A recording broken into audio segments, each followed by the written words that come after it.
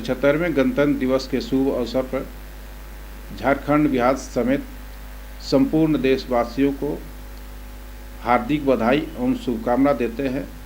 आइए संविधान को अक्षुण्ण बनाए रखते हुए देश के विकास में योगदान दें। जय हिंद, जय भारत।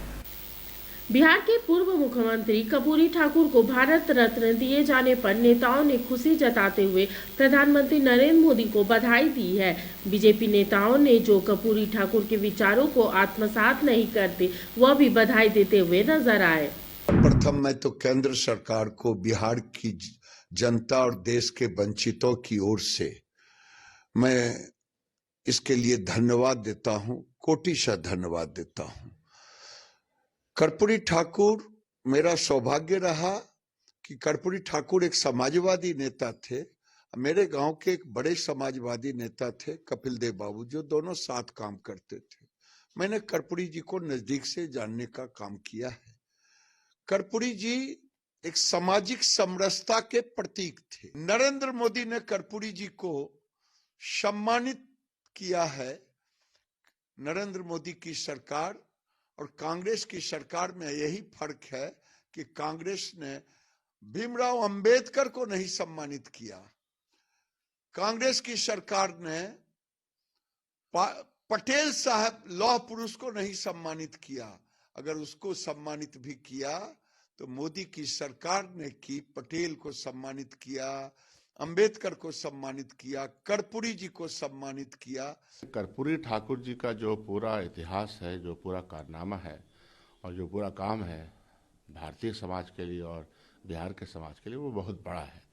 पिछड़े, अति पिछड़ों, दलितों की आवाज़, सांप्रदायिक सौहार्द के लिए जो उन्होंने काम किया जब वो यहाँ के मुख्यमंत्री थे, और जो फार्मूला दिया, इवन आरक्षण का जो फार्मूला उनका है, बड़ा कारगर रहा। जब हम लोग मंडल कमीशन के सपोर्ट पे खड़े थे जवाहरलाल नेहरू विश्वविद्यालय में, मैं छात्र संघ में था, तो उस वक्त भी कर्पूरी फार्मूले की बात होती थी।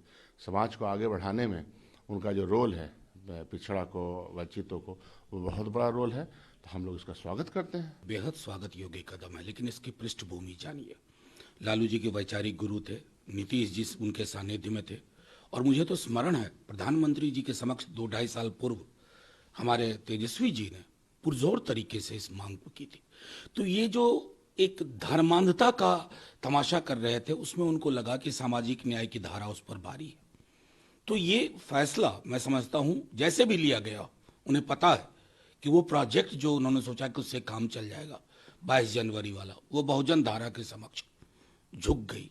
अब उन इतना ही आग्रह है प्रधानमंत्री जी से कि हमने जातिगत जनगणना करवाई, फिर आरक्षण का दायरा बढ़ाया, इसे 9वीं सूची में शामिल करके वो सही श्रद्धांजलि होगी, नहीं तो भारत रत्न सांकेतिक लगेगा। माननीय प्रधानमंत्री जी, गरीबों के, शोषितों के गौरव, अपनी सादगी, शुचिता और ईमानदारी के लिए प्रतिमान बन चुके जननायक कर्पूरी ठाकुर को यह सम्मान आदरणीय प्रधानमंत्री नरेंद्र मोदी जी ने देकर उस श्रृंखला में एक और इतिहास में कीर्तिमान स्थापित किया है कि 2014 के बाद देश के ऐसे जो बड़े महानायक हैं, उनको पहली बार भारत रत्न या पद्म पुरस्कार जैसी चीजें मिल रही हैं। कर्पूरी ठाकुर उसी श्रेणी में, उन्हीं महानायकों में से इस देश के, सिर्फ बिहार के नहीं, पिछड़ों, शोषितों के बड़े जननायक थे।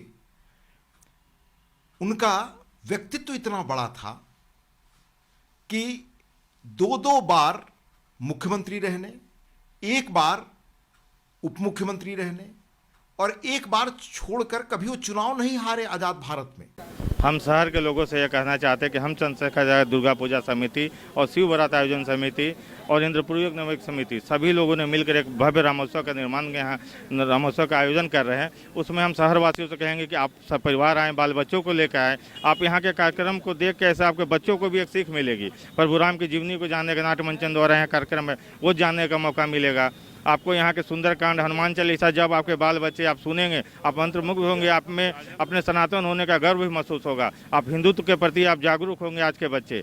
हम इस कार्यक्रम में राम मंदिर का निर्माण कर रहे हैं। हम लोग यहाँ पे लगातार पूजा पाठ का आयोजन है। प्रसिद्ध गायिका स्वाति मिश्रा जी का भजन संध्या है। आप शहरवासी को कहना चाहेंगे लोग आए यहाँ पे और रामोत्सव का उत्सव का आयोजन में भाग लें, प्रभु की सेवा करने का अपने आप को मौका दे और उनके आशीर्वाद, वहाँ जो कलाकार आ रहे हैं, जो साधु संत आ रहे हैं, उनके आशीर्वचनों से अपने ज्ञान को भी ले।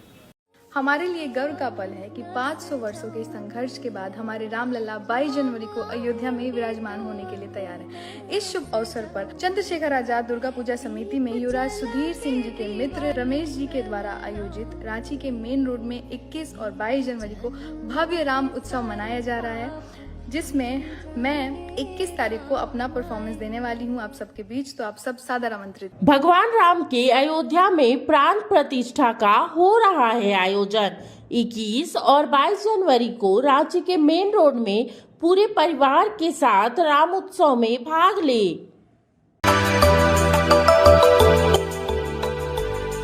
मिनी लंदन मैक्लुस्कीगंज प्रकृति की गोद में बसा ड्रीम डेस्टिनेशन आपका कर रहा है इंतजार। आइए अपने यादगार लम्हों को बिताइए ड्रीम डेस्टिनेशन में। राजधानी रांची से महज 50 किलोमीटर दूर आपका अपना ड्रीम डेस्टिनेशन।